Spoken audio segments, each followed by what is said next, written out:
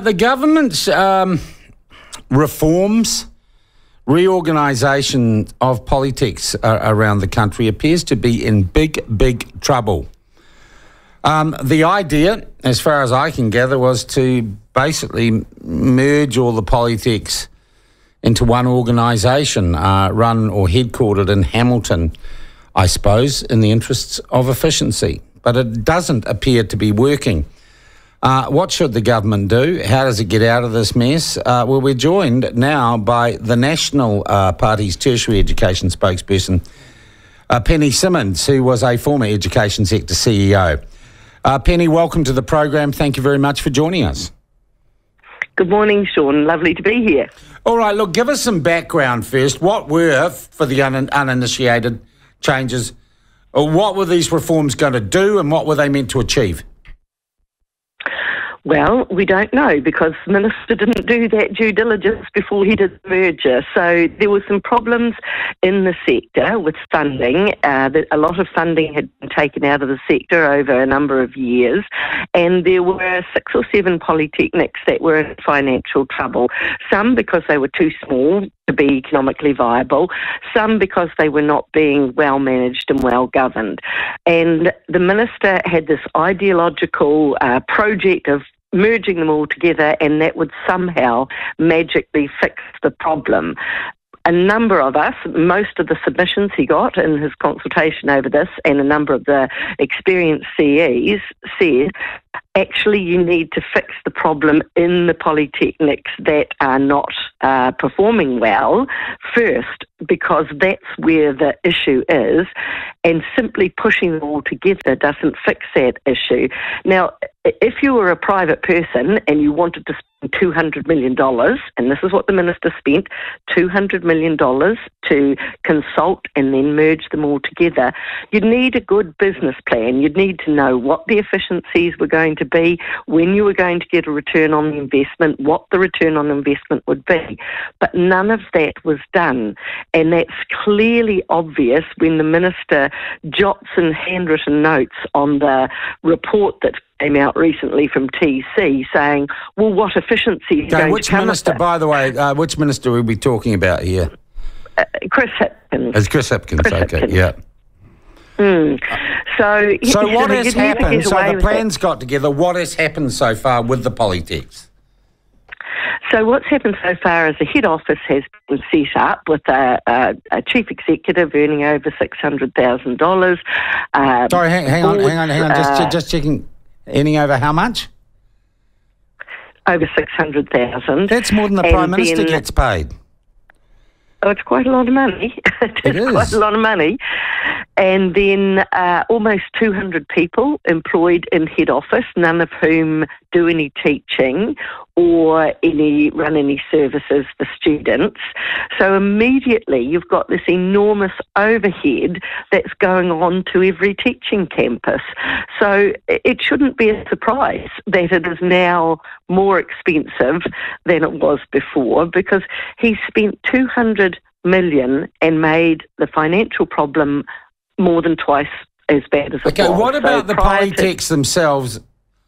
What's happening there on the ground in the polytechs? They're still where they were with the same staff?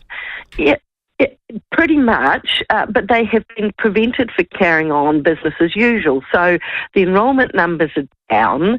When the enrolment numbers are down, normally at the end of the previous year, you'd know your enrolment numbers are down. You'd started to review where there are programs that are too light to run, and you would drop off casual staff, and if you needed to, you'd make redundancies, and you'd tidy all that up by the end of January or February. Te Pūkenga, the head office, said don't do any of that, so they now forecast to run across the sector a $110 million deficit. Penny, what sort of people... We know we've got a skills shortage in this country, and what sort of people get trained at polytechs?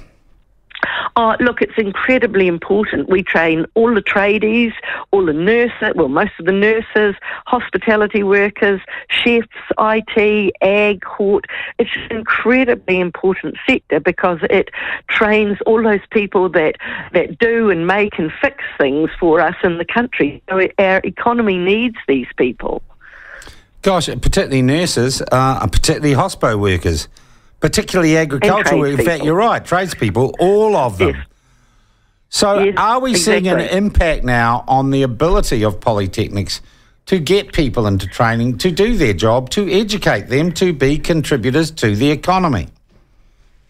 Well, I think we're seeing a level of anxiety with students and with staff, and in some instances double turnover of staff to what was there previously, so struggling to have staff available to teach because of the anxiety that's been caused by this merger.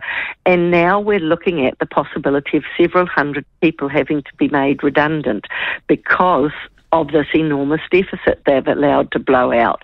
So it is putting the sector into disarray, and people lose confidence. Students lose confidence and staff lose confidence, and we can't afford that to happen in such a vital sector that skills people for the qualifications that we need. Yeah, I hear what you're saying, Penny. So any response from the Minister to these concerns? Has he come out and said anything of late?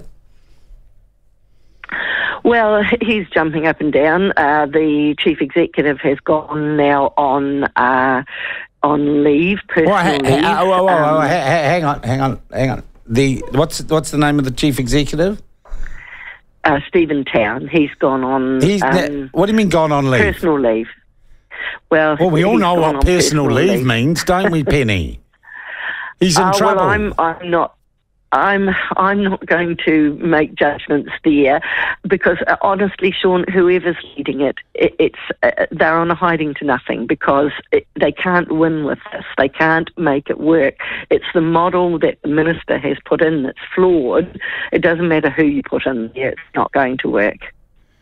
How long had Stephen Town been in the job? A bit over a year, about perhaps 18 months. Oh, maybe you needed a break on $600,000 a year. That's $12,000 a week, by the way, for us common people. Penny, what would a national government or a national-led government do with this whole strategy were you to come to power? Well, we would repeal the legislation and give the autonomy back to the institutions because the polytechnics that are embedded in their community, accountable to their community, working with their industries and organisations in their community are the best people to make decisions. So that would be what we'd do first. So you would fire 180 people at the head office in Hamilton? Mr. Town would have to find another job on $600K a year?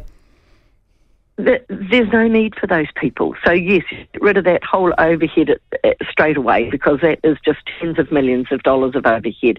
You would then have clear expectations of the individual polytechnics that they were to run in a business-like manner.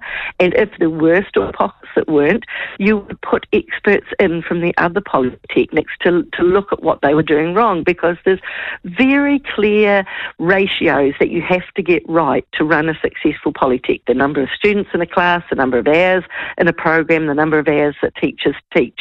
So you'd get that right. Then you would look at where you could get efficiencies of what is sensible to centralise. There are some things like unifying programs, having the same programs across the sector.